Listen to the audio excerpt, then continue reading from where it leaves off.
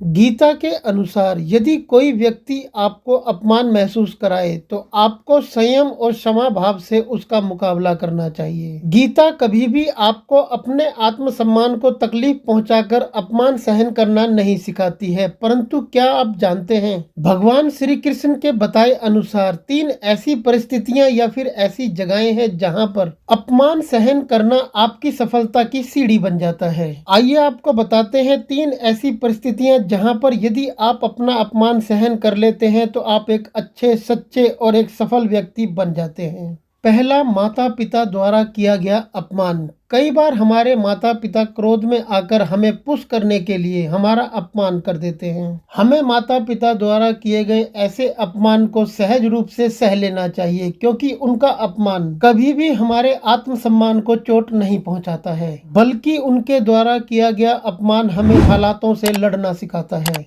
यदि हम अपने माता पिता द्वारा किए गए अपमान को एक सीख के रूप में लेते हैं तो इससे हम जीवन की परिस्थितियों से लड़ना सीख जाते हैं। और यदि हम इसके विपरीत अपने माता पिता द्वारा किए गए अपमान को अपने दिल से लगा लेते हैं और उनसे क्रोधित होते हैं तो इससे हमारा ही नुकसान होता है। दूसरा, गुरु के द्वारा किया गया अपमान। आपको जीवन की सीख देने वाले या फिर आपको किसी भी तरह की शिक्षा का पाठ पढ़ाने वाले ऐसे किसी भी गुरु की किसी भी बात को हमें दिल से लगाकर उनका बुरा नहीं मानना चाहिए, क्योंकि शिक्षक या फिर गुरु कई बार क्रोधित होकर हमें सुधारने के लिए हमारा अपमान कर देते हैं। ऐसे में अपने गुरु या फिर शिक्षक द्वारा किए गए ऐसे किसी भी अपमान को हमें बिना किसी प्रतिक्रिया के सह लेना चाहिए। हमें पलटकर कभी भी अपने गुरु के बारे में उल्टा ना तो बोलना चाहिए, ना ही सोचना चाहिए, क्योंकि शास्त्रों में भी ये कहा गया है कि माता पिता या फिर गुरु के कड़वे बोल हमें जीवन की सच्चाइयों और कठिनाइयों से परिचित करवाते हैं। यदि हम अपने शिक्षक या फिर गुरु के कहे हुए कड़वे बोल या फिर उनके द्वारा किए गए क्रोध को सह लेते हैं तो हम आगे जाकर जीवन में एक अच्छे, सच्चे और सफल व्यक्ति बन सकते हैं।